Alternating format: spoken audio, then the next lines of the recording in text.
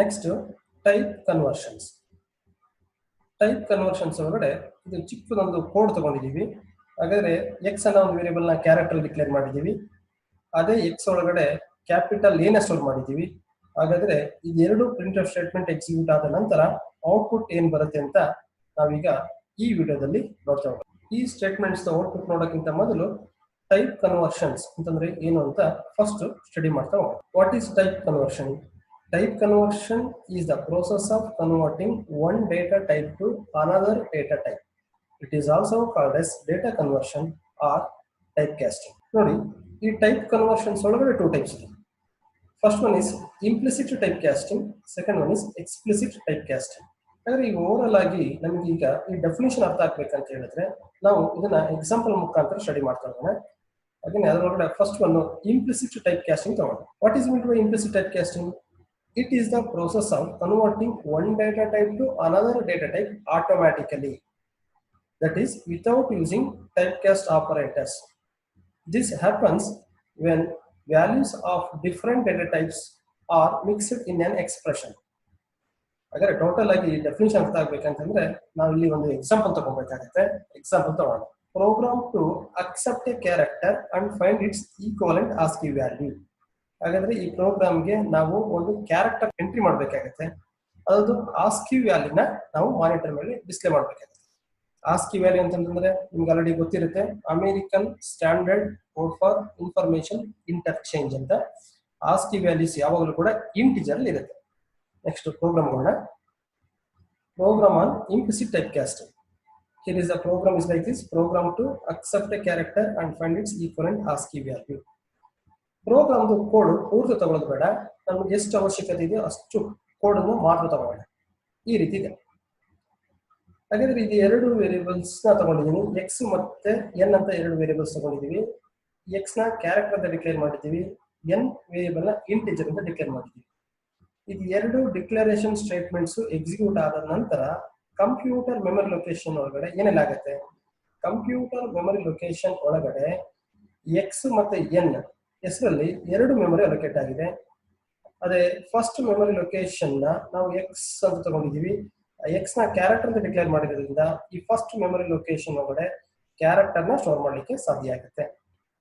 Second memory location N ತಗೊಂಡಿದ್ದೀವಿ, N integer ಅಂತ declare ಮಾಡಿರೋದ್ರಿಂದ ಈ ಸೆಕೆಂಡ್ ಮೆಮೊರಿ ಲೊಕೇಶನ್ ಒಳಗಡೆ ಅಂದ್ರೆ ಅಲೋಕೇಟೆಡ್ ಸೆಕೆಂಡ್ ಮೆಮೊರಿ ಲೊಕೇಶನ್ ಒಳಗಡೆ ನಾವು ಇಂಟಿಜರ್ ವ್ಯಾಲ್ಯೂನ ಸ್ಟೋರ್ ಮಾಡ್ಲಿಕ್ಕೆ ಸಾಧ್ಯ ಆಗುತ್ತೆ. ನೆಕ್ಸ್ಟ್ ಸಿಎಲ್ಆರ್ಎಸ್ಆರ್ ಫಂಕ್ಷನ್ ಏನ್ ಮಾಡುತ್ತೆ? ಸ್ಕ್ರೀನ್ ಕ್ಲಿಯರ್ ಮಾಡುತ್ತೆ. ಇದು ಯೂಸರ್ ಸ್ಕ್ರೀನ್ ಅಂತ ಕನ್ಸಿಡರ್ ಮಾಡಿದ್ರೆ ಅದರಲ್ಲಿ ಹಳೆ ಡೇಟಾ ಏನಾದ್ರು ಇದ್ರೆ ಅದು ಸ್ಕ್ರೀನ್ ಕ್ಲಿಯರ್ ಆಗುತ್ತೆ. ನೆಕ್ಸ್ಟ್ ಪ್ರಿಂಟ್ ಆಫ್ ಸ್ಟೇಟ್ಮೆಂಟ್ ಅಲ್ಲಿ ಏನಿದೆ? Enter A character. ಈ ಸ್ಟೇಟ್ಮೆಂಟ್ ಎಕ್ಸಿಕ್ಯೂಟ್ ಆದ ತಕ್ಷಣ ಏನಾಗುತ್ತೆ ಅಂದ್ರೆ ಯೂಸರ್ ಸ್ಕ್ರೀನ್ ಅಲ್ಲಿ ಎಂಟರ್ ಎ ಕ್ಯಾರೆಕ್ಟರ್ ಅಂತ ಮಾನಿಟರ್ ಮೇಲೆ ಡಿಸ್ಪ್ಲೇ ಆಗುತ್ತೆ. ಹಾಗಾದ್ರೆ enter A character just it is keep on waiting ಅನ್ನ ಮಾನಿಟರ್ ಇಲ್ಲಿ ಮಾನಿಟರ್ ಮೇಲೆ ವೆಯ್ಟ್ ಮಾಡ್ತಾ ಇದೆ. ಏನಕ್ಕೆ ಅಂತಂದ್ರೆ ನೆಕ್ಸ್ಟ್ ಸ್ಕ್ಯಾನ್ ಆಫ್ ಸ್ಟೇಟ್ಮೆಂಟ್ ಇದೆ.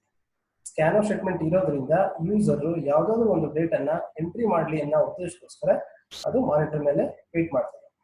ಈಗ ಯೂಸರ್ ಏನ್ ಎಂಟ್ರಿ ಮಾಡ್ಬೇಕು? ಒಂದು ಕ್ಯಾರೆಕ್ಟರ್ ಅಂತ ಎಂಟ್ರಿ ಮಾಡ್ಬೇಕಾದ್ರೆ ಅವನು ಒಂದು ಕ್ಯಾರೆಕ್ಟರ್ ಅಂತಂದ್ರೆ ಕ್ಯಾಪಿಟಲ್ ಎ ಎಂಟ್ರಿ ಮಾಡ್ತಾನೆ ಅಂತ ಅನ್ಕೊಳ್ಳಿ. ಕ್ಯಾಪಿಟಲ್ ಎ ಎಂಟ್ರಿ ಮಾಡಿ ಆಮೇಲೆ ಎಂಟ್ರಿ ಕೀ ಪ್ರೆಸ್ ಮಾಡಿದ ನಂತರ ನೀವು ಎಂಟ್ರಿ ಮಾಡೋಂತ ಕ್ಯಾಪಿಟಲ್ ಎ ಎಲ್ಲೋ ಸ್ಟೋರ್ ಆಗುತ್ತೆ ಅಂತ ಹೇಳಿದ್ರೆ ನೋಡಿ, ಇಲ್ಲಿ ಎಕ್ಸ್ ಕೊಟ್ಟಿರೋದ್ರಿಂದ ಎಕ್ಸ್ ಮೆಮೊರಿ ಲೊಕೇಶನ್ ಒಳಗಡೆ ಕ್ಯಾಪಿಟಲ್ ಎ ಇದೆಯಲ್ಲ, ಕ್ಯಾಪಿಟಲ್ ಎ ಬಂದು ಸ್ಟೋರ್ ಆಗುತ್ತೆ. ಅಂದ್ರೆ ಕ್ಯಾಪಿಟಲ್ ಎ ಬಂದು ಸ್ಟೋರ್ ಆಗುತ್ತೆ. ನೆಕ್ಸ್ಟ್ ನಾವು N is equal to X ಅಂತ ಕೊಟ್ಟಿದ್ವಿ. ಈ ಪ್ರೋಗ್ರಾಮ್ ಮಾಡ್ತಾ ಇರೋದೇನೆ ಮುಖ್ಯ ಉದ್ದೇಶ ಈ ಸ್ಟೇಟ್ಮೆಂಟ್ ನ ಸ್ಟಡಿ ಮಾಡ್ಲಿಕ್ಕೋಸ್ಕರ. ಇದನ್ನ ಸ್ವಲ್ಪ ನಾವು ಕೇರ್ಫುಲ್ ಆಗಿ ಅಬ್ಸರ್ವ್ ಮಾಡಿ. ಅಂದ್ರೆ N is equal to X. N is equal to X ಈ ರೀತಿ ಇದೆ. ಎಕ್ಸ್ ಯಾವ data type? X character data type. ಹಾಗಾದ್ರೆ ಎನ್ ಯಾವ data type? Integer data type. N integer data type. ಈ ರೀತಿ ತಗೊಂಡಿದ್ದೀವಿ. ಈಗ ಎಕ್ಸ್ ಒಳಗಡೆ ಏನು ಸ್ಟೋರ್ ಆಗಿದೆ? ಎಕ್ಸ್ ಮೆಮೊರಿ ಲೊಕೇಶನ್ ಒಳಗಡೆ ಕ್ಯಾಪಿಟಲ್ ಎ ಸ್ಟೋರ್ ಆಗಿದೆ. ಕ್ಯಾಪಿಟಲ್ ಎ ಕ್ಯಾರೆಕ್ಟರ್ ಆಗಿರೋದ್ರಿಂದ ಅದನ್ನ ಎನ್ ಒಳಗಡೆ ಸ್ಟೋರ್ ಮಾಡೋಕ್ಕಾಗಲ್ಲ, ಯಾಕೆಂದ್ರೆ ಎನ್ ಅದು ಇಂಟಿಜರ್ ಡೇಟಾ ಟೈಪ್. ಇಂಥ ಸಂದರ್ಭದಲ್ಲಿ ಸಿ ಕಂಪೈಲರ್ ಏನ್ ಮಾಡುತ್ತೆ ಅಂತಂದ್ರೆ ಕ್ಯಾಪಿಟಲ್ ಇದು ಆಸ್ಕಿ ವ್ಯಾಲ್ಯೂನ ಸ್ಟೋರ್ ಮಾಡುತ್ತೆ. ಅಂದ್ರೆ ಕ್ಯಾಪಿಟಲ್ ಇದು ಆಸ್ಕಿ ವ್ಯಾಲ್ಯೂ ಅಂತಂದ್ರೆ American standard code for information interchange. Capital ಇದು ಆಸ್ಕಿ ವ್ಯಾಲ್ಯೂ 65 ಆಗಿರೋದ್ರಿಂದ ಈ 65 ಬಂದು ಎನ್ ಒಳಗಡೆ ಸ್ಟೋರ್ ಆಗುತ್ತೆ. ಹಾಗಾದ್ರೆ ಈ 65 ಇಲ್ಲ, 65 ಎನ್ ಒಳಗಡೆ ಸ್ಟೋರ್ ಆಗುತ್ತೆ. ಈ ಓವರ್ ಆಲ್ ಆಗಿ ಈ N is equal to X execute ಆದ ನಂತರ ಎನ್ ಒಳಗಡೆ, ಹಾಗಾದ್ರೆ ಇದು ಎನ್ ಮೆಮೊರಿ ಲೊಕೇಶನ್, ಈ ಮೆಮೊರಿ ಲೊಕೇಶನ್ ಒಳಗಡೆ 65 ಒಂದು ಸ್ಟೋರ್ ಆಗುತ್ತೆ. ಹಾಗಾದ್ರೆ ಇಲ್ಲಿ ಕೇರ್ಫುಲ್ ಅಬ್ಸರ್ವ್ ಮಾಡ್ಬೇಕಾದ್ರೆ ಏನಂತಂದ್ರೆ, ನೀವು ಕ್ಯಾಪಿಟಲ್ ಎ ಇದೆಯಲ್ಲ, ಆ ಕ್ಯಾಪಿಟಲ್ ಎ ಇಂಟಿಜರ್ ಅಂದ್ರೆ 65 ಗೆ ಕನ್ವರ್ಟ್ ಆಗಿ ಸ್ಟೋರ್ ಆಯ್ತು. ಈ ಪ್ರೋಸೆಸ್ಗೆ ನಾವೇನಂತ ಕರಿತೀವಿ ಅಂದ್ರೆ ಇಂಪ್ಲಿಸಿಟ್ ಟೈಪ್ ಕ್ಯಾಸ್ಟಿಂಗ್ ಅಂತ ಕರಿತೀವಿ. ಹಾಗಾದ್ರೆ ಕ್ಯಾರೆಕ್ಟರ್ ಇಂದ ಇಂಟಿಜರ್ ಕನ್ವರ್ಟ್ ಆಯ್ತು, ಅಂದ್ರೆ ಒಂದು ಡೇಟಾ ಟೈಪ್ ಇಂದ ಇನ್ನೊಂದು ಡೇಟಾ ಟೈಪ್ಗೆ ಕನ್ವರ್ಟ್ ಆಯ್ತು, ಅದನ್ನ ಟೈಪ್ ಕ್ಯಾಸ್ಟಿಂಗ್ ಅಂತ ಕರಿತೀವಿ. ಇಲ್ಲಿ ನಾವು ಯಾವುದೇ ಟೈಪ್ ಕ್ಯಾಸ್ಟ್ ಆಪರೇಟರ್ಸ್ ಯೂಸ್ ಮಾಡಿಲ್ಲ. ಅದು ಎಕ್ಸ್ಪ್ಲಿಸಿಟ್ ಟೈಪ್ ಕ್ಯಾಸ್ಟಿಂಗ್ ಕಲಿತ ನಂತರ ನಿಮ್ಗೆ ಗೊತ್ತಾಗುತ್ತೆ. ನಾವು ಯಾವುದೇ ಟೈಪ್ ಕ್ಯಾಸ್ಟ್ ಆಪರೇಟರ್ಸ್ ಯೂಸ್ ಮಾಡಿಲ್ಲ. ನಾರ್ಮಲ್ ಆಗಿ ಒಂದು ಎಕ್ಸ್ಪ್ರೆಷನ್ ನ ಯಾವ ತರ ಕೊಡಬೇಕು ಆ ರೀತಿ ಕೊಟ್ಟಿದ್ದೀವಿ. n = x ಅಂತ ಕೊಟ್ಟಿದ್ದೀವಿ ಅಷ್ಟೇ. ಅದಕ್ಕೆ ತಾನೇ ಏನಾಯ್ತು ಅಂತಂದ್ರೆ ಕ್ಯಾರೆಕ್ಟರ್ ಡೇಟಾ ಟೈಪ್ ಇಂದ ಇಂಟಿಜರ್ ಡೇಟಾ ಟೈಪ್ಗೆ ಕನ್ವರ್ಟ್ ಆಯ್ತು. ಅದಕ್ಕೋಸ್ಕರ ಇದಕ್ಕೆ ನಾವು ಇಂಪ್ಲಿಸಿಟ್ ಟೈಪ್ ಕ್ಯಾಸ್ಟಿಂಗ್ ಅಂತ ಕರಿತೀವಿ. ಈಗ ನಾವು ಅನ್ಕೊಂಡಾಗೆ ಆಗಿದೆಯಾ, ಕನ್ವರ್ಷನ್ ಆಗಿದೆ ಅಂತ ಚೆಕ್ ಮಾಡ್ಲಿಕ್ಕೋಸ್ಕರ ಇಲ್ಲಿ ಪ್ರಿಂಟ್ ಸ್ಟೇಟ್ಮೆಂಟ್ ಯೂಸ್ ಮಾಡ್ಕೊಂಡಿದ್ದೀವಿ. ಈ ಪ್ರಿಂಟ್ ಸ್ಟೇಟ್ಮೆಂಟ್ ಅಲ್ಲಿ ಏನ್ ಕೆಲಸ ಮಾಡ್ತೀವಿ ನೋಡೋಣ. ASCII value of percentage C ಜಾಗದಲ್ಲಿ ಎಕ್ಸ್ ವ್ಯಾಲ್ಯೂ ಡಿಸ್ಪ್ಲೇ ಆಗುತ್ತೆ. ಎಕ್ಸ್ ವ್ಯಾಲ್ಯೂ ಏನಿದೆ ಅಂತಂದ್ರೆ ಕ್ಯಾಪಿಟಲ್ ಇದೆ. ಹಾಗಾದ್ರೆ ASCII value of capital A equals ಈ ಫಾರ್ಮ್ಯಾಟ್ ಸ್ಪೆಸಿಫೈರ್ ಜಾಗದಲ್ಲಿ ಎನ್ ವ್ಯಾಲ್ಯೂ 65 ಇದೆ. ಹಾಗಾದ್ರೆ ಮಾನಿಟರ್ ಮೇಲೆ ASCII value of capital A = 65 ಅಂತ ಡಿಸ್ಪ್ಲೇ ಆಗುತ್ತೆ. ನೋಡಿ, ASCII value of capital A = 65. ಈ ಕೋಡ್ ಇಂದ ಈ ರೀತಿ ಔಟ್ಪುಟ್ ಬರುತ್ತೆ. ಹಾಗಾದ್ರೆ ನಮ್ಮ ಮುಖ್ಯ ಉದ್ದೇಶ ಇದ್ದು ಈ ಪ್ರೋಗ್ರಾಮ್ ಮಾಡಿರೋದು n = x ಇದೆ ಇಂಪ್ಲಿಸಿಟ್ ಟೈಪ್ ಕ್ಯಾಸ್ಟಿಂಗ್. ಹಾಗಾದ್ರೆ ಕ್ಯಾಪಿಟಲ್ ಎ ಇದ್ದು ಅಂದ್ರೆ ಕ್ಯಾರೆಕ್ಟರ್ ಇದ್ದು ಇಂಟಿಜರ್ಗೆ ಕನ್ವರ್ಟ್ ಆಯ್ತು. ನೋಡಿ 65 ಆಗಿದೆ. ಇದೇ ರೀತಿ ಎಕ್ಸಿಕ್ಯೂಟ್ ಆಗುತ್ತಾ ಅಂತ ಚೆಕ್ ಮಾಡ್ಲಿಕ್ಕೋಸ್ಕರ ನಾವು ಸಿ ಕಂಪೈಲರ್ ಅಲ್ಲಿ ಇದೇ ಪ್ರೋಗ್ರಾಮ್ ನ ಒಂದ್ಸರಿ ಮಾಡಿಬಿಟ್ಟು ನೋಡೋಣ. ಈ ಪ್ರೋಗ್ರಾಮ್ ಅಲ್ಲಿ ಕ್ಯಾರೆಕ್ಟರ್ ಅಲ್ಲಿ ಒಂದು ವೇರಿಯಬಲ್ ನ ಡಿಕ್ಲೇರ್ ಮಾಡ್ತಾ ಹೋಗಬೇಕಾಗುತ್ತೆ. ಹಾಗಾದ್ರೆ ಮೊದಲನೇ ಹಂತದಲ್ಲಿ ನಾವು ಕ್ಯಾರೆಕ್ಟರ್ ಅಲ್ಲಿ ಒಂದು ವೇರಿಯಬಲ್ ನ ಡಿಕ್ಲೇರ್ ಮಾಡ್ಕೊಳ್ಳೋಣ. ನೆಕ್ಸ್ಟ್ ಸೆಕೆಂಡ್ ಲೈನ್ ಅಲ್ಲಿ ನಾವು ಎನ್ ಅನ್ನ ಒಂದು ವೇರಿಯಬಲ್ ನ ಇಂಟಿಜರ್ ಅಲ್ಲಿ ಡಿಕ್ಲೇರ್ ಮಾಡ್ಕೋಬೇಕಾಗತ್ತೆ. ಈಗ ಎನ್ ವೇರಿಯಬಲ್ ನ ಇಂಟಿಜರ್ ಅಲ್ಲಿ ಡಿಕ್ಲೇರ್ ಮಾಡ್ಕೊಂಡಿದ್ದೀವಿ. ಇದೆರಡು ಡಿಕ್ಲರೇಷನ್ ಸ್ಟೇಟ್ಮೆಂಟ್ ಆದ ನಂತರ ನೆಕ್ಸ್ಟ್ ನಾವು CLR SCR ಫಂಕ್ಷನ್ ಹೋಗಬೇಕಾಗುತ್ತೆ. CLR SCR ಫಂಕ್ಷನ್ ಆದ ನಂತರ ಈ ಪ್ರೋಗ್ರಾಮ್ಗೆ ನಾವು ಎಕ್ಸ್ ಇದೆಯಲ್ಲ, ಎಕ್ಸ್ಗೆ ಒಂದು ಕ್ಯಾರೆಕ್ಟರ್ ನ ಎಂಟ್ರಿ ಮಾಡಬೇಕಾಗುತ್ತೆ. ಅದಕ್ಕೋಸ್ಕರ ಯೂಸರ್ಗೆ ರಿಕ್ವೆಸ್ಟ್ ಮಾಡ್ಕೊಳ್ಳೋಣ, ಎಂಟರ್ ಎ ಕ್ಯಾರೆಕ್ಟರ್ ಅಂತ ಯೂಸರ್ಗೆ ರಿಕ್ವೆಸ್ಟ್ ಮಾಡ್ಕೊಳ್ಳೋಣ. ಹಾಗಾದ್ರೆ ನೆಕ್ಸ್ಟ್ ಪ್ರಿಂಟ್ ಸ್ಟೇಟ್ಮೆಂಟ್ ಅಲ್ಲಿ ಎಂಟರ್ ಎ ಕ್ಯಾರೆಕ್ಟರ್ ಅಂತ ರಿಕ್ವೆಸ್ಟ್ ಮಾಡ್ಕೊಂಡ ನಂತರ ನೆಕ್ಸ್ಟ್ ನಾವು ಆ ಡೇಟಾನ ರೀಡ್ ಮಾಡ್ಬೇಕಲ್ಲ, ಅಂದ್ರೆ ಎಕ್ಸ್ ವೇರಿಯಬಲ್ಗೆ ರೀಡ್ ಮಾಡ್ಬೇಕಾಗಿರುತ್ತೆ. ಸ್ಕ್ಯಾನರ್ ಸ್ಟೇಟ್ಮೆಂಟ್ ಮುಖಾಂತರ ಆ ಡೇಟಾನ ರೀಡ್ ಮಾಡೋಣ. ಸ್ಕ್ಯಾನರ್ ಸ್ಟೇಟ್ಮೆಂಟ್ ಯೂಸ್ ಮಾಡಿಕೊಂಡು ನಾವು ಆ ಕ್ಯಾರೆಕ್ಟರ್ ನ ಎಕ್ಸ್ಗೆ ರೀಡ್ ಮಾಡಾಗಿದೆ. ನೆಕ್ಸ್ಟ್ ನಾವು n = x ಅಂತ ಕೊಡ್ತಾ ಇದೀವಿ. ನೆಕ್ಸ್ಟ್ n = x ಅಂತ ಕೊಟ್ಟಿದೀವಿ. ಇದೇನೆ ಈ ಪ್ರೋಗ್ರಾಮ್ ಅಲ್ಲಿ ತುಂಬಾ ಇಂಪಾರ್ಟೆಂಟ್ ಸ್ಟೆಪ್. ಇದನ್ನೇ ಟೈಪ್ ಕ್ಯಾಸ್ಟ್ ಆಗೋದು. ಅದು ಟೈಪ್ ಕ್ಯಾಸ್ಟಿಂಗ್ ಒಳಗಡೆ ಇದು ಇಂಪ್ಲಿಸಿಟ್ ಟೈಪ್ ಕ್ಯಾಸ್ಟಿಂಗ್ ಆಗುತ್ತೆ. ಹಾಗಾದ್ರೆ ಎಕ್ಸ್ ಅಲ್ಲಿ ನೀವೇನಾದ್ರೂ ಕ್ಯಾಪಿಟಲ್ ಎ ಎಂಟ್ರಿ ಮಾಡಿದ್ರೆ ಅದು ಎನ್ ಒಳಗಡೆ ಬಂದು ಸ್ಟೋರ್ ಆಗಿರುತ್ತೆ. ಈ ಪ್ರೋಗ್ರಾಮ್ ಅಲ್ಲಿ ಇದೇ ಇಂಪಾರ್ಟೆಂಟ್ ಸ್ಟೆಪ್. ಇದು ಇಂಪ್ಲಿಸಿಟ್ ಟೈಪ್ ಕ್ಯಾಸ್ಟಿಂಗ್ ಆಗುತ್ತೆ. ಈಗ ಎಕ್ಸಾಂಪಲ್ ಅಂದ್ರೆ ಎಕ್ಸ್ ಒಳಗಡೆಗೆ ನೀವು ಕ್ಯಾಪಿಟಲ್ ಎ ಎಂಟ್ರಿ ಮಾಡಿದ್ರೆ ಕ್ಯಾಪಿಟಲ್ ಎದು ಈಕ್ವಲೆಂಟ್ ಆಸ್ಕಿ ವ್ಯಾಲ್ಯೂ ಎಷ್ಟು ಅಂತಂದ್ರೆ 65. ಹಾಗಾದ್ರೆ ಎನ್ ಒಳಗಡೆ ಬಂದು 65 ಸ್ಟೋರ್ ಆಗಿರುತ್ತೆ. ಆಸ್ಕಿ ವ್ಯಾಲ್ಯೂ ಒಂದು ಸ್ಟೋರ್ ಆಗಿರುತ್ತೆ ಅಂತ ಚೆಕ್ ಮಾಡ್ಲಿಕ್ಕೋಸ್ಕರ ನೆಕ್ಸ್ಟ್ ಪ್ರಿಂಟ್ ಸ್ಟೇಟ್ಮೆಂಟ್ ಮುಖಾಂತರ ಡಿಸ್ಪ್ಲೇ ಮಾಡೋಣ. ನೋಡಿ, ಪ್ರಿಂಟ್ ಸ್ಟೇಟ್ಮೆಂಟ್ ಅಲ್ಲಿ ಪ್ರಿಂಟ್ ಸ್ಟೇಟ್ಮೆಂಟ್ ನ ಯೂಸ್ ಮಾಡಿಕೊಂಡು ನಾವು ಎಕ್ಸ್ ಮತ್ತೆ ಎನ್ ವ್ಯಾಲ್ಯೂನ ಮಾನಿಟರ್ ಮೇಲೆ ಡಿಸ್ಪ್ಲೇ ಮಾಡ್ತಾ ಇದೀವಿ. ಇದಾದ ನಂತರ ಈ ಪ್ರೋಗ್ರಾಮ್ ಕಂಪ್ಲೀಟ್ ಆಗಿದೆ. ಇಲ್ಲಿಗೆ ಗೆಟ್ ch ಕೊಟ್ಟು ಪ್ರೋಗ್ರಾಮ್ ನ ಕ್ಲೋಸ್ ಮಾಡಿದ ನಂತರ ಈ ಪ್ರೋಗ್ರಾಮ್ ನ ರನ್ ಮಾಡಿ ನೋಡೋಣ ರಿಸಲ್ಟ್ ಏನ್ ಬರುತ್ತೆ ಅಂತ. ಈ ಪ್ರೋಗ್ರಾಮ್ ನ ರನ್ ಮಾಡ್ತಾ ಇದೀವಿ. ರನ್ ಮಾಡಿದಾಗ ಮಾನಿಟರ್ ಮೇಲೆ ಏನ್ ಬರ್ತಾ ಇದೆ ಅಂತಂದ್ರೆ ಎಂಟರ್ ಎ ಕ್ಯಾರೆಕ್ಟರ್ ಅಂತ ಬರ್ತದೆ. ಎಂಟರ್ ಎ ಕ್ಯಾರೆಕ್ಟರ್ ಅಂತ ಹೇಳಿದಾಗ ನಾವು ನಮ್ಗೆ ಇಷ್ಟ ಆದಂತ ಒಂದು ಕ್ಯಾರೆಕ್ಟರ್ ನ ಎಂಟ್ರಿ ಮಾಡ್ಲಿಕ್ಕೆ ಸಾಧ್ಯ ಆಗುತ್ತೆ. ಹಾಗಾದ್ರೆ ಕ್ಯಾಪಿಟಲ್ ಎ ಎಂಟ್ರಿ ಮಾಡೋಣ. ಕ್ಯಾಪಿಟಲ್ ಎ ಎಂಟ್ರಿ ಮಾಡಿ ಎಂಟ್ರಿ ಕೀ ಪ್ರೆಸ್ ಮಾಡಿದ ನಂತರ ನಮ್ಮ ಎಕ್ಸ್ಪೆಕ್ಟೇಷನ್ ಪ್ರಕಾರ ಆಸ್ಕಿ ವ್ಯಾಲ್ಯೂ 65 ಬರಬೇಕು. ಚೆಕ್ ಮಾಡಿ ನೋಡೋಣ. ಎಂಟ್ರಿ ಕೀ ಪ್ರೆಸ್ ಮಾಡೋಣ. ಎಂಟ್ರಿ ಕೀ ಪ್ರೆಸ್ ಮಾಡಿದ ನಂತರ ನೋಡಿ ASCII value of capital A = 65. ಈ ಕ್ಯಾಪಿಟಲ್ ಎ ಅಂದ್ರೆ ನಾವು ಎಂಟ್ರಿ ಮಾಡೋಂಥ ಕ್ಯಾರೆಕ್ಟರ್, ಅದರದ್ದು ಆಸ್ಕಿ ವ್ಯಾಲ್ಯೂ 65 ಡಿಸ್ಪ್ಲೇ ಆಗಿದೆ. ಈ ಪ್ರೋಗ್ರಾಮು ಅಲ್ಲಿ ನಾವು ಏನ್ ಅನ್ಕೊಂಡಿದ್ದು ಆ ರೀತಿ ರಿಸಲ್ಟ್ ಅಂತೂ ಬಂದಿದೆ. ಹಾಗಾದ್ರೆ ಈ ಕ್ಯಾಪಿಟಲ್ ಎ ಇದೆಯಲ್ಲ, ಕ್ಯಾಪಿಟಲ್ ಎ ಸಿಂಗಲ್ ಕೋಟಲ್ ಬರಬೇಕು ಅನ್ನೋದಾದ್ರೆ ಸ್ವಲ್ಪ ಪ್ರಿಂಟ್ ಸ್ಟೇಟ್ಮೆಂಟ್ ಇದೆಯಲ್ಲ ಸ್ವಲ್ಪ ಆಲ್ಟರ್ ಮಾಡೋಣ. ಈಗ ಇಲ್ಲಿ ಪರ್ಸೆಂಟೇಜ್ ಸಿ ಇದೆಯಲ್ಲ, ಪರ್ಸೆಂಟೇಜ್ ಸಿ ಜಾಗದಲ್ಲಿ ಎಕ್ಸ್ ಅಲ್ಲಿ ಇರ್ತಕ್ಕಂಥ ಡೇಟಾ ಕ್ಯಾಪಿಟಲ್ ಗೆ ಡಿಸ್ಪ್ಲೇ ಆಗ್ತದೆ. ಅದನ್ನ ಸ್ವಲ್ಪ ಚೇಂಜ್ ಮಾಡೋಣ. ಪರ್ಸೆಂಟೇಜ್ ಸಿ ಗಿಂತ ಮೊದಲು ಬ್ಯಾಕ್ ಸ್ಲಾಶ್ ಒಂದು ಐಫನ್ ಹಾಕೋಣ. ಹಾಗಾದ್ರೆ ಈಗ ಈ ಪ್ರೋಗ್ರಾಮ್ನ ರನ್ ಮಾಡೋಣ. ಈ ಪ್ರೋಗ್ರಾಮ್ನ ರನ್ ಮಾಡಿದಾಗ ಕ್ಯಾಪಿಟಲ್ ಎ ಎಂಟ್ರಿ ಮಾಡಿದ್ರೆ ಆ ಕ್ಯಾಪಿಟಲ್ ಎ ಗಿಂತ ಬ್ಯಾಕ್ ಸೈಡ್ ಅಲ್ಲಿ ಒಂದು ಐಫನ್ ಬಂದಿದೆ ನೋಡಿ, ಇಲ್ಲಿ ಒಂದು ಐಫನ್ ಬಂದಿದೆ. ಹಾಗೆ ರೈಟ್ ಹ್ಯಾಂಡ್ ಸೈಡ್ ಅಲ್ಲೂ ಬರಬೇಕು ಅನ್ನೋದಾದ್ರೆ ಪ್ರಿಂಟ್ ಸ್ಟೇಟ್ಮೆಂಟ್ ನ ಆಲ್ಟರ್ ಮಾಡೋಣ. ಹಾಗಾದ್ರೆ ಪರ್ಸೆಂಟೇಜ್ ಸಿ ಆದ ನಂತರ ಮತ್ತೆ ಬ್ಯಾಕ್ ಸ್ಲಾಶ್ ಮತ್ತೆ ಐಫನ್ ಹಾಕಿ. ಹಾಗಾದ್ರೆ ಈಗ ಈ ಪ್ರೋಗ್ರಾಮ್ನ ರನ್ ಮಾಡಿ. ಈ ಪ್ರೋಗ್ರಾಮ್ ರನ್ ಮಾಡಿದಾಗ ಮತ್ತೆ ನಾನು ಕ್ಯಾಪಿಟಲ್ ಎನೇ ಎಂಟ್ರಿ ಮಾಡೋಣ. ಕ್ಯಾಪಿಟಲ್ ಎ ಎಂಟ್ರಿ ಮಾಡಿದಾಗ ಔಟ್ಪುಟ್ ಅಲ್ಲಿ ನೋಡಿ ASCII value of capital A single quotation ಒಳಗಡೆ ಬಂದಿದೆ is equal to 65. Back slash hyphen ಹಾಕಿದೀವಲ್ಲ, this is another escape sequence. ಈ ಬ್ಯಾಕ್ ಸ್ಲಾಶ್ ಅನ್ನು ಏನಕ್ಕೋಸ್ಕರ ಹಾಕಿದ್ದು ಅಂತಂದ್ರೆ ನ್ಯೂ ಲೈನ್ ಅಂದ್ರೆ ಕರ್ಸರ್ ನೆಕ್ಸ್ಟ್ ಲೈನ್ ಬರ್ಲಿಕ್ಕೋಸ್ಕರ ಹಾಕಿದ್ದು. This is one of the example for escape sequence. This is another escape sequence list ಬಂದಾಗ ಅದನ್ನ ಸ್ಟಡಿ ಮಾಡಿ. ಹಾಗಾದ್ರೆ ಈ ಪ್ರೋಗ್ರಾಮ್ನ ಇನ್ನೊಂದ್ಸರಿ ರನ್ ಮಾಡಿಬಿಟ್ಟು ಬೇರೆ ವ್ಯಾಲ್ಯೂನ ಇನ್ಪುಟ್ ಕೊಟ್ಟು ಚೆಕ್ ಮಾಡೋಣ.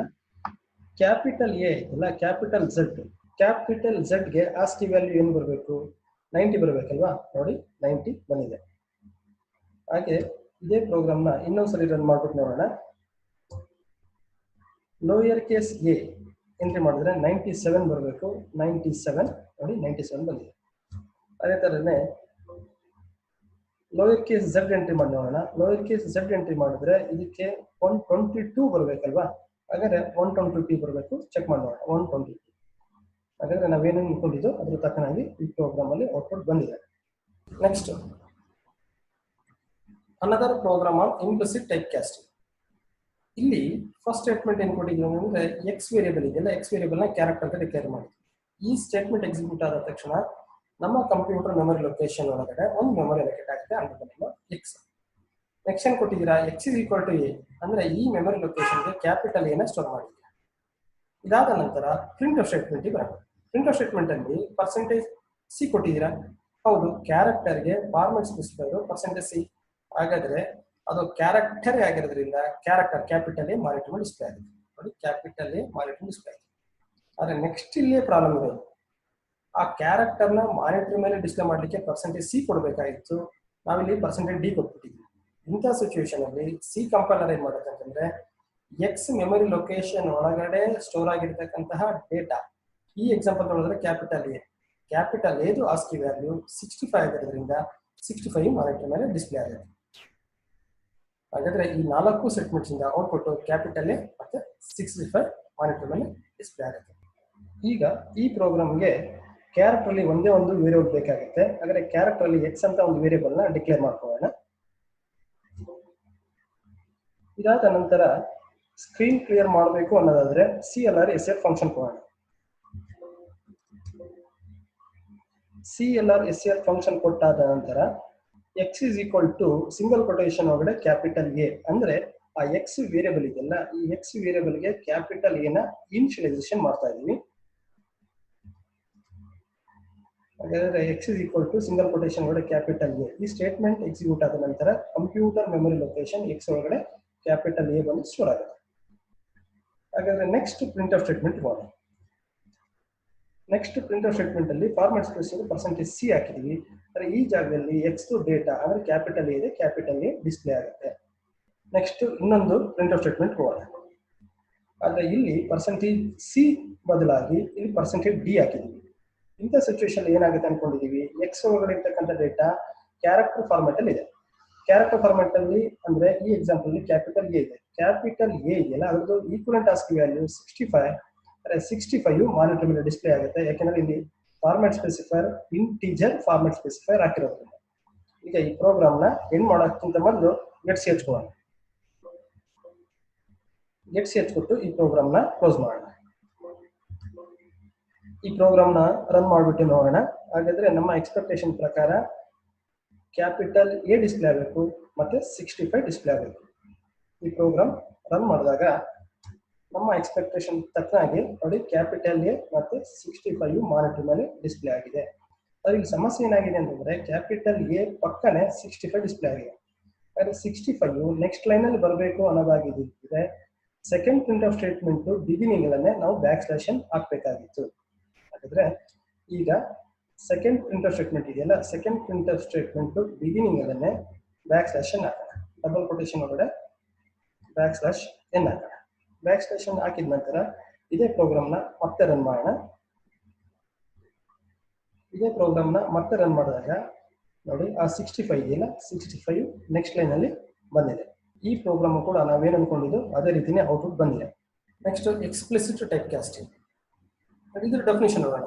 It is the process of converting one data type to another data type using type cast operators. ಇಲ್ಲಿ ನಾವು ಟೈಪ್ ಕಾಸ್ಟ್ ಆಪರೇಟರ್ಸ್ ಯೂಸ್ ಮಾಡ್ತಾ ಇದೀವಿ. Within the bracket integer, within the bracket float, within the bracket character and etcetera. ಹಾಗಾದ್ರೆ ಅಲ್ಲಿ ನಾವು ಯಾವುದೇ ಈ ರೀತಿಯ ಟೈಪ್ ಕಾಸ್ಟ್ ಆಪರೇಟರ್ಸ್ ನ ಯೂಸ್ ಮಾಡಿರಲಿಲ್ಲ. ಅದಕ್ಕೋಸ್ಕರ ಅದನ್ನ ನಾವು ಇಂಪ್ಲಿಸಿಟ್ ಟೈಪ್ ಕಾಸ್ಟ್ ಆಪರೇಟರ್ ಅಂತ ಕರೆಯೋದು. ಇಲ್ಲಿ ನಾವು ಟೈಪ್ ಕಾಸ್ಟ್ ಆಪರೇಟರ್ಸ್ ನ ಯೂಸ್ ಮಾಡ್ತಾ ಇರೋದ್ರಿಂದ ಇದಕ್ಕೆ ಎಕ್ಸ್ಪ್ಲಿಸಿಟ್ ಟೈಪ್ ಕಾಸ್ಟಿಂಗ್ ಅಂತ ಕರಿತಾ ಇರ್ತೀವಿ. ಇದನ್ನ ಪ್ರೋಗ್ರಾಮ್ ಮುಖಾಂತರ ಅರ್ಥ ಮಾಡ್ಕೊಳ್ಳೋ ಪ್ರಯತ್ನ ಮಾಡೋಣ. ನೆಕ್ಸ್ಟ್ ಇದೇ ಪ್ರೋಗ್ರಾಮ್ ತಗೋಣ. Program to find sum and average of two numbers. ಈ ಪ್ರೋಗ್ರಾಮ್ ನ ಸಿ ಕಂಪೈಲರ್ ಅಲ್ಲಿ ಮಾಡ್ಬಿಟ್ಟು ಬರೋಣ. ಈಗ ನೆಕ್ಸ್ಟ್ ನಾವು ಯಾವ ಪ್ರೋಗ್ರಾಮ್ ಮಾಡಕ್ಕಂತ ಹೊರಟಿದ್ದೀವಿ ಅಂತಂದ್ರೆ to find the sum and average of two integers. ಹಾಗಿದ್ರೆ ಇಂಟಿಜರ್ಸ್ ಅಲ್ಲಿ ಆ ಟೂ ನಂಬರ್ಸ್ ತಗೋಬೇಕಾಗುತ್ತೆ. ಅದ್ರ ಜೊತೆಗೆ ಸಮ್ ಸ್ಟೋರ್ ಮಾಡ್ಲಿಕ್ಕೋಸ್ಕರ ಇನ್ನೊಂದು ವೇರಿಯಬಲ್ ಬೇಕಾಗುತ್ತೆ. ಇಂಟಿಜರ್ ಅಲ್ಲಿ 3 ವೇರಿಯಬಲ್ಸ್ ನ ಡಿಕ್ಲೇರ್ ಮಾಡ್ಕೊಳ್ಳೋಣ. ಎ ಮತ್ತೆ ಬಿ ಏನಕ್ಕೋಸ್ಕರ ಅಂತಂದ್ರೆ ಯೂಸರ್ ಎಂಟ್ರಿ ಮಾಡುವಂತಹ 2 ಇಂಟಿಜರ್ ವ್ಯಾಲ್ಯೂಸ್ ನ ಸ್ಟೋರ್ ಮಾಡ್ಲಿಕ್ಕೋಸ್ಕರ. ನೆಕ್ಸ್ಟ್ ಸಮ್ ಏನಕ್ಕೋಸ್ಕರ ಅಂತಂದ್ರೆ ಈ 2 ಇಂಟಿಜರ್ ವೇರಿಯಬಲ್ ಸಮ್ ನ ಸ್ಟೋರ್ ಮಾಡ್ಲಿಕ್ಕೋಸ್ಕರ ಸಮ್ ಅಂತ ಒಂದು ವೇರಿಯಬಲ್ ಡಿಕ್ಲೇರ್ ಮಾಡ್ಕೊಳ್ಳೋಣ. ನೆಕ್ಸ್ಟ್ ಈ ಪ್ರೋಗ್ರಾಮ್ಗೆ ಇನ್ನೊಂದು ವೇರಿಯಬಲ್ ಬೇಕಾಗುತ್ತೆ, ಅದು ಆವರೇಜ್ ನ ಸ್ಟೋರ್ ಮಾಡ್ಲಿಕ್ಕೋಸ್ಕರ. ಆವರೇಜ್ ಫ್ರಾಕ್ಷನ್ ಬರುತ್ತೆ, ಅದಕ್ಕೋಸ್ಕರ ಫ್ಲೋಟ್ ಅಲ್ಲಿ ಆವರೇಜ್ ನ ಡಿಕ್ಲೇರ್ ಮಾಡ್ಕೊಳ್ಳೋಣ. ಈಗ ಎವಿಜಿ ನ ಫ್ಲೋಟ್ ಅಲ್ಲಿ ಡಿಕ್ಲೇರ್ ಮಾಡ್ಕೊಂಡಾದ ನಂತರ ಸ್ಕ್ರೀನ್ ಕ್ಲಿಯರ್ ಮಾಡ್ಲಿಕ್ಕೋಸ್ಕರ CLR SCR ಫಂಕ್ಷನ್ ಕೊಡೋಣ. CLR SCR ಫಂಕ್ಷನ್ ಕೊಟ್ಟಾದ ನಂತರ ಈ ಪ್ರೋಗ್ರಾಮ್ಗೆ ಯೂಸರ್ ಎಂಟ್ರಿ ಮಾಡಬೇಕಾಗಿರೋದು ಎ ಮತ್ತೆ ಬಿ ವ್ಯಾಲ್ಯೂಸ್. ಎ ಮತ್ತೆ ಬಿ ವ್ಯಾಲ್ಯೂಸ್ ಅಂತಂದ್ರೆ 2 ಇಂಟಿಜರ್ ವ್ಯಾಲ್ಯೂಸ್ ನ ಎಂಟ್ರಿ ಮಾಡಬೇಕಾಗುತ್ತೆ. ಹಾಗಾದ್ರೆ ಪ್ರಿಂಟ್ ಆಫ್ ಸ್ಟೇಟ್ಮೆಂಟ್ ಮುಖಾಂತರ ರಿಕ್ವೆಸ್ಟ್ ಮಾಡ್ಕೊಳ್ಳೋಣ. ಎಂಟರ್ 2 ನಂಬರ್ಸ್ ಅಂತ ರಿಕ್ವೆಸ್ಟ್ ಮಾಡ್ಕೊಳ್ಳೋಣ. ಹಾಗಾದ್ರೆ ಪ್ರಿಂಟ್ ಆಫ್ ಸ್ಟೇಟ್ಮೆಂಟ್ ಅಲ್ಲಿ ರಿಕ್ವೆಸ್ಟ್ ಮಾಡ್ಕೊಂಡಿದೀವಿ ಎಂಟರ್ 2 ಇಂಟಿಜರ್ ನಂಬರ್ಸ್ ಅಂತ ರಿಕ್ವೆಸ್ಟ್ ಮಾಡ್ಕೊಂಡಿದೀವಿ. ನೀವು ರಿಕ್ವೆಸ್ಟ್ ಮಾಡ್ಕೊಂಡ ತಕ್ಷಣ ಅದೇನು ಡೇಟಾ ಏನು ರೀಡ್ ಆಗಲ್ಲ. ಡೇಟಾ ರೀಡ್ ಆಗ್ಬೇಕಂದ್ರೆ ಸ್ಕ್ಯಾನ್ ಆಫ್ ಸ್ಟೇಟ್ಮೆಂಟ್ ಹೋಗ್ಬೇಕು. ಸ್ಕ್ಯಾನ್ ಆಫ್ ಸ್ಟೇಟ್ಮೆಂಟ್ ನೋಡಿ. ಸ್ಕ್ಯಾನ್ ಆಫ್ ಸ್ಟೇಟ್ಮೆಂಟ್ ಅಲ್ಲಿ ನಾವು ಡೇಟಾನ ರೀಡ್ ಮಾಡ್ತಾ ಇರೋದು ಎ ಮತ್ತೆ ಬಿ ಆಗಿರೋದ್ರಿಂದ ಎ ಮತ್ತೆ ಬಿ 2 ಇಂಟಿಜರ್, ಅದಕ್ಕೋಸ್ಕರ ಡಬಲ್ ಕೊಟೇಶನ್ ಒಳಗಡೆ %d 2 ಸರಿ ಹಾಕಿದೀವಿ. ಯಾಕೆಂದ್ರೆ %d format specifier for integer. Double quotation ಕಾಮ ಆದ ನಂತರ %a %b. ಹಾಗಾದ್ರೆ ಎಗೆ ಡೇಟಾ ರೀಡ್ ಮಾಡ್ತಾ ಇರೋದ್ರಿಂದ ಎ ಬ್ಯಾಕ್ ಸೈಡ್ ಅಲ್ಲಿ %% ಬರಬೇಕಾಗುತ್ತೆ. ಬಿ ಗೆ ಡೇಟಾ ರೀಡ್ ಮಾಡ್ತಾ ಇರೋದ್ರಿಂದ ಈ ಬಿ ವೇರಿಯಬಲ್ ಬ್ಯಾಕ್ ಸೈಡ್ ಅಲ್ಲಿ %% ಬರಬೇಕಾಗುತ್ತೆ. ಹಾಗಾದ್ರೆ ಈ ಸ್ಕ್ಯಾನ್ ಆಫ್ ಸ್ಟೇಟ್ಮೆಂಟ್ ಎಕ್ಸಿಕ್ಯೂಟ್ ಆದ ನಂತರ ಯೂಸರ್ ಎಂಟ್ರಿ ಮಾಡುವಂತಹ 2 ವ್ಯಾಲ್ಯೂಸ್ ಬಂದು ಎ ಮತ್ತೆ ಬಿ ಒಳಗಡೆ ಸ್ಟೋರ್ ಆಗುತ್ತೆ. ನೆಕ್ಸ್ಟ್ ಈ ಪ್ರೋಗ್ರಾಮ್ ಜವಾಬ್ದಾರಿ ಏನಂತ ಹೇಳಿದ್ರೆ ಸಮ್ ಕ್ಯಾಲ್ಕುಲೇಟ್ ಮಾಡಬೇಕು. ಸಮ್ ಕ್ಯಾಲ್ಕುಲೇಟ್ ಮಾಡಬೇಕಂತಂದ್ರೆ ಅದಕ್ಕೆ ಫಾರ್ಮುಲಾ ನಮಗೆ ಗೊತ್ತಿದೆ, sum is equal to a plus B. ಹಾಗಾದ್ರೆ ನೆಕ್ಸ್ಟ್ sum is equal to a plus B ಅಂತ ಒಂದು ಸ್ಟೇಟ್ಮೆಂಟ್ ಹಾಕೋಣ. ಈ ಸ್ಟೇಟ್ಮೆಂಟ್ ಎಕ್ಸಿಕ್ಯೂಟ್ ಆದ ನಂತರ ಎ ಮತ್ತೆ ಬಿ ವ್ಯಾಲ್ಯೂ 10 ಮತ್ತೆ 20 ಎಂಟ್ರಿ ಮಾಡಿದ್ದಂತ ಪಕ್ಷದಲ್ಲಿ right hand side result entry value 30 ಆಗಿರುತ್ತೆ. 30 ಬಂದು ಸಮ್ ಒಳಗಡೆ ಸ್ಟೋರ್ ಆಗಿದೆ. ಹಾಗಾದ್ರೆ ನೆಕ್ಸ್ಟ್ ಏನ್ ಮಾಡಬೇಕು, ಆವರೇಜ್ ಕ್ಯಾಲ್ಕುಲೇಟ್ ಮಾಡಬೇಕು. ನೆಕ್ಸ್ಟ್ ಆವರೇಜ್ ಕ್ಯಾಲ್ಕುಲೇಟ್ ಮಾಡೋಕೆ ಅಂತಂದ್ರೆ formula sum is equal to sum divided by 2. Next sum ಮತ್ತೆ ಆವರೇಜ್ ನ ಕ್ಯಾಲ್ಕುಲೇಟ್ ಮಾಡಾಗಿದೆಯಲ್ಲ, ಹಾಗಾದ್ರೆ ಪ್ರಿಂಟ್ ಆಫ್ ಸ್ಟೇಟ್ಮೆಂಟ್ ಯೂಸ್ ಮಾಡಿಕೊಂಡು ಅದು 2 ವ್ಯಾಲ್ಯೂಸ್ ನ ಮಾನಿಟರ್ ಮೇಲೆ ಡಿಸ್ಪ್ಲೇ ಮಾಡಿ. ಹಾಗಾದ್ರೆ sum is equal to %d, ಯಾಕೆಂದ್ರೆ ಸಮ್ ಇಂಟಿಜರ್ ಇರುತ್ತೆ, ಅದಕ್ಕೋಸ್ಕರ %d ಹಾಕಿದ್ವಿ. Next average is equal to %f. %f ಯಾಕೆ ಹಾಕಿದ್ವಿ ಅಂತಂದ್ರೆ ಎವಿಜಿ ಇದೆಯಲ್ಲ ಅದು ಫ್ಲೋಟ್ ಅಂತ ಡಿಕ್ಲೇರ್ ಮಾಡೋದ್ರಿಂದ %f ಹಾಕಿದ್ವಿ. ಇಲ್ಲಿಗೆ ಪ್ರೋಗ್ರಾಮ್ ಕಂಪ್ಲೀಟ್ ಆಯ್ತು. ಗೆಟ್ ch ಕೊಟ್ಟು ಈ ಪ್ರೋಗ್ರಾಮ್ ನ ಕ್ಲೋಸ್ ಮಾಡಿದ ನಂತರ ಈ ಪ್ರೋಗ್ರಾಮ್ ನ ರನ್ ಮಾಡೋಣ. ಈ ಪ್ರೋಗ್ರಾಮ್ ನ ರನ್ ಮಾಡಿದಾಗ 10 ಮತ್ತೆ 20 ಕೊಟ್ಟಿದ್ದೇವೆ ನೋಡಿ. ಈ ಸರಿ ಕರೆಕ್ಟ್ ಆಗಿ ರಿಸಲ್ಟ್ ಬರಬೇಕು. ಸಮ್ ವ್ಯಾಲ್ಯೂ ಎಷ್ಟು ಬರಬೇಕು, 30 ಬರಬೇಕು. ಆವರೇಜ್ 15 ಬರಬೇಕು. ನೋಡಿ ಸರಿ ಬರುತ್ತೆ ಅಂತ ಅನ್ಕೊಂಡಿದೀನಿ. ಸರಿ ಬರ್ಬೋದು ನೋಡಿ, ಸರಿ ಬಂದಿದೆ. ಹಾಗಾದ್ರೆ ಒಂದ್ಸಾರಿ ಯಾವುದೋ ಒಂದು ಇನ್ಪುಟ್ಗೆ ಔಟ್ಪುಟ್ ಕರೆಕ್ಟ್ ಆಗಿ ಬಂದಿದೆ ಅಂದ ಕ್ಷಣ ನಾವು ಮಾಡಿರ್ತಕ್ಕಂಥ ಪ್ರೋಗ್ರಾಮು ಪಕ್ಕಾ ಇದೆ ಅಂತ ಹೇಳಲಿಕ್ಕೆ ಸಾಧ್ಯ ಆಗಲ್ಲ. ಹಾಗಾದ್ರೆ ಈ ಪ್ರೋಗ್ರಾಮ್ ನ ಸೆಕೆಂಡ್ ಟೈಮ್ ರನ್ ಮಾಡ್ಬಿಟ್ಟು ನೋಡೋಣ. ಸೆಕೆಂಡ್ ಟೈಮ್ ರನ್ ಮಾಡಿದಾಗ ಈ ಪ್ರೋಗ್ರಾಮ್ಗೆ ಬೇರೆದೇ ವ್ಯಾಲ್ಯೂಸ್ ಕೊಡ್ತಾ ಇದೀನಿ. 10 ಮತ್ತೆ 11 ಕೊಡ್ತಾ ಇದೀನಿ. ಹಾಗಾದ್ರೆ ಸಮ್ ಎಷ್ಟು ಬರಬೇಕು? 21 ಬರಬೇಕು. ಅದು ಪಕ್ಕ 21 ಬರುತ್ತೆ. ಆದ್ರೆ ಆವರೇಜು ತಪ್ಪು ಬರೋ ಸಾಧ್ಯತೆ ಇದೆ. ಕೇರ್ಫುಲ್ ಆಗಿ ಅಬ್ಸರ್ವ್ ಮಾಡಿ. ಆವರೇಜು 10.5 ಬರಬೇಕು. 10.5 ಬರಲ್ಲ ಅಂತ ಅನ್ಕೊಂಡಿದ್ದೀನಿ. ಚೆಕ್ ಮಾಡಿ ನೋಡೋಣ. ನೋಡಿ, ಸಮ್ 21 ಬರಬೇಕಾಗಿತ್ತು, ಅದು ಕರೆಕ್ಟ್ ಆಗಿ ಬಂದಿದೆ. ಆದ್ರೆ ಆವರೇಜು 10.5 ಬರಬೇಕಾಗಿತ್ತು, 10.5 ಬಂದಿಲ್ಲ, 10.00 ಬಂದಿದೆ. ಇಂಥ ಎರರ್ಸ್ಗೆ ಏನಕ್ಕೋಸ್ಕರ ಬರುತ್ತೆ ಅಂದ್ರೆ, ನಾವು ಹಾಕಿರ್ತಕ್ಕಂತಹ ಸ್ಟೇಟ್ಮೆಂಟ್ಸ್ ಅಲ್ಲಿ ಲಾಜಿಕಲ್ ಎರರ್ಸ್ ಇದ್ರೆ ಅವಾಗ ಔಟ್ಪುಟ್ ಈ ರೀತಿ ತಪ್ಪು ಬರುತ್ತೆ. ಆದ್ರೆ ಆವರೇಜ್ ಕ್ಯಾಲ್ಕುಲೇಟ್ ಮಾಡಬೇಕಾದ್ರೆ ನಮ್ಮ ಕೋಡ್ ಏನೋ ತಪ್ಪಾಗಿದೆ, ಚೆಕ್ ಮಾಡಿ ನೋಡೋಣ. Average is equal to sum divided by 2 correct ಆಗಿದೆ. ಆದ್ರೆ ಇಲ್ಲಿ ಸಮಸ್ಯೆ ಏನಾಗ್ತಾ ಇದೆ ಅಂತಂದ್ರೆ, ಸಮ್ ವೇರಿಯಬಲ್ ನ ನಾವು ಇಂಟಿಜರ್ ಅಂತ ಡಿಕ್ಲೇರ್ ಮಾಡಿದ್ವಿ. ಹಾಗಾದ್ರೆ ಇಂಟಿಜರ್ ಆಯ್ತು ನ್ಯೂಮರೇಟರ್, ಡಿನಾಮಿನೇಟರ್ ಕೂಡ ಇಂಟಿಜರ್ ಆಯ್ತು. ಇಂಟಿಜರ್ ಬೈ ಇಂಟಿಜರ್ ಆಗಿದ್ದಾಗ ಟ್ರಂಕೇಟೆಡ್ ಡಿವಿಷನ್ ಆಗುತ್ತೆ. ಅಂದ್ರೆ ನಾವು ಎಗೆ 10 ಕೊಟ್ಟಿದ್ದು, ಬಿಗೆ 11 ಕೊಟ್ಟಿದ್ದು. ಹಾಗಾದ್ರೆ 10 ಪ್ಲಸ್ 11 ಎಷ್ಟಾಯ್ತು? 21 ಆಗಿತ್ತು. 21 ಡಿವೈಡ್ ಬೈ 2 ಅಂತ ಹೇಳಿದ್ರೆ 10.5 ಬರಬೇಕಾಗಿತ್ತು. ಆದ್ರೆ ನ್ಯೂಮರೇಟರ್ ಮತ್ತೆ ಡಿನಾಮಿನೇಟರ್ ಎರಡೂ ಇಂಟಿಜರ್ ಆಗಿರೋದ್ರಿಂದ 10.5 ಇತ್ತಲ್ಲ, ಅದು 5 ಹೊರಟೋಗುತ್ತೆ. ಹಾಗಾದ್ರೆ 10 ಮಾತ್ರ ಬಂದು ಆವರೇಜ್ ಒಳಗಡೆ ಸ್ಟೋರ್ ಆಗುತ್ತೆ. ಅದನ್ನ ನಾವು ಟ್ರಂಕೇಟೆಡ್ ಡಿವಿಷನ್ ಅಂತ ಕರಿತೀವಿ. ಅದಕ್ಕೋಸ್ಕರ ರಿಸಲ್ಟ್ ವ್ಯಾಲ್ಯೂ ಏನ್ ಬಂದಿತ್ತು ಅಂತ ಇನ್ನೂ ಸರಿ ನೋಡೋಣ. 10.00 ಬಂದಿತ್ತು ಅಲ್ವಾ? ಈಗ 10.5 ಅಂದ್ರೆ ಡೆಸಿಮಲ್ ಪಾರ್ಟ್ ಕೂಡ ಸ್ಟೋರ್ ಆಗ್ಬೇಕಂತಂದ್ರೆ ಏನ್ ಮಾಡ್ಬೇಕಾಗಿತ್ತು? ನಾವು ಈಗ 2.0 ಕೊಡೋಣ. 2.0 ಹಾಕೋಣ. 2.0 ಅಂತಂದ್ರೆ ಡೆಸಿಮಲ್ ಇದೆಯಲ್ಲ, ಡೆಸಿಮಲ್ ನ ನಾವು ಫ್ಲೋಟ್ ಅಂತ ಕನ್ವರ್ಟ್ ಮಾಡಿದ್ದು. ಈಗ ಪ್ರೋಗ್ರಾಮ್ ನ ರನ್ ಮಾಡಿಬಿಟ್ಟು ಅದೇ ಇನ್ಪುಟ್ ಕೊಡೋಣ. ನೋಡಿ, ಅದೇ ಇನ್ಪುಟ್ ಕೊಡ್ತಾ ಇದೀವಿ. 10 ಮತ್ತೆ 11 ಕೊಟ್ಟಾಗ ಈಗ ಆನ್ಸರು ಸರಿ ಬರುತ್ತೆ. ನೋಡಿ, ಆನ್ಸರು 10.5 ಬಂದಿದೆ. ಏನು ಸಮಸ್ಯೆ ಏನು ಆಗ್ಲಿಲ್ಲ, ಕರೆಕ್ಟ್ ಆಗಂತೂ ಬಂದಿದೆ. ಆದ್ರೆ ಡಿನಾಮಿನೇಟರ್ ಅಲ್ಲಿ ಕಾನ್ಸ್ಟೆಂಟ್ ಇತ್ತು, 2 ಅನ್ನೋದು ಕಾನ್ಸ್ಟೆಂಟ್, ಅದಕ್ಕೋಸ್ಕರ 2.0 ಹಾಕ್ಬಿಟ್ವಿ. ಆದ್ರೆ ನ್ಯೂಮರೇಟರ್ ಏನದು ವೇರಿಯಬಲ್ ಅದು. ಹಾಗಾದ್ರೆ ಡಿನಾಮಿನೇಟರ್ ಅಲ್ಲಿ ಕೂಡ ವೇರಿಯಬಲ್ ಇದ್ದಾಗ ಅವಾಗ ಏನ್ ಮಾಡ್ಬೇಕಾಗತ್ತೆ? ಅವಾಗ ನಾವು ಸಮಸ್ಯೆ ಆಗತ್ತೆ. ಅದಕ್ಕೋಸ್ಕರ ನಾವು ಈ ಸಮ್ ಅನ್ನೋ ವೇರಿಯಬಲ್ ಇದೆಯಲ್ಲ, ಸಮ್ ವೇರಿಯಬಲ್ ಗಿಂತ ಮೊದಲು ಫ್ಲೋಟ್ ಅಂತ ಹಾಕ್ತೀವಿ. ಸಮ್ ಗಿಂತ ಮೊದಲು ಫ್ಲೋಟ್ ಅಂತ ಹಾಕಿದೀವಿ. ನೋಡಿ, ಈ ಸಮ್ ವೇರಿಯಬಲ್ ಏನಂತ ಡಿಕ್ಲೇರ್ ಮಾಡಿದ್ರೆ ಇಂಟಿಜರ್ ಅಂತ ಡಿಕ್ಲೇರ್ ಮಾಡಿದ್ವಿ. ಆದ್ರೆ ಈ ಸಮ್ ಗಿಂತ ಮೊದಲು ಫ್ಲೋಟ್ ಅಂತ ಒಂದು ಟೈಪ್ ಕ್ಯಾಸ್ಟ್ ಆಪರೇಟರ್ ನ ಯೂಸ್ ಮಾಡಿದ್ರಿಂದ ಈ ಸಮ್ ವೇರಿಯಬಲ್ ಈ ಸ್ಟೇಟ್ಮೆಂಟ್ ಎಕ್ಸಿಕ್ಯೂಟ್ ಆಗ್ಬೇಕಾದ್ರೆ ಫ್ಲೋಟ್ ತರ ಆಕ್ಟ್ ಮಾಡುತ್ತೆ. ಹಾಗೆ ಫ್ಲೋಟ್ ತರ ಆಕ್ಟ್ ಮಾಡೋದ್ರಿಂದ ಹಾಗಾದ್ರೆ ಫ್ಲೋಟ್ ಡಿವೈಡ್ ಬೈ ಇಂಟಿಜರ್ ಆಯ್ತು. ಹಾಗಾದ್ರೆ ಬಂದಂತ ರಿಸಲ್ಟೆಂಟ್ ವ್ಯಾಲ್ಯೂ ಫ್ಲೋಟ್ ಆಗುತ್ತೆ. ಈ ಸರಿನೂ ಕೂಡ ಆನ್ಸರ್ ಕರೆಕ್ಟ್ ಆಗಿರುತ್ತೆ. ಇದನ್ನ ನಾವು ಎಕ್ಸ್ಪ್ಲಿಸಿಟ್ ಟೈಪ್ ಕ್ಯಾಸ್ಟಿಂಗ್ ಅಂತ ಕರಿತೀವಿ. ಈ ಪ್ರೋಗ್ರಾಮ್ ಮಾಡ್ತಿರೋದು ಉದ್ದೇಶನೇ ಇಷ್ಟು, ಎಕ್ಸ್ಪ್ಲಿಸಿಟ್ ಟೈಪ್ ಕ್ಯಾಸ್ಟಿಂಗ್ ಗೋಸ್ಕರ. ಹಾಗಾದ್ರೆ ಇದು ಟೈಪ್ ಕ್ಯಾಸ್ಟ್ ಆಪರೇಟರ್ ಯೂಸ್ ಮಾಡಿದ್ರಿಂದ ಸಮ್ ವೇರಿಯಬಲ್ ಫ್ಲೋಟ್ ತರ ಬಿಹೇವ್ ಮಾಡ್ತಾ ಇದೆ.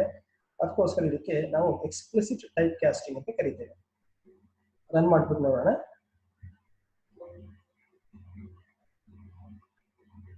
ಈ ಸರಿ 10 ಮತ್ತೆ 11 ಕೊಡ್ತಾ ಇದೀವಿ.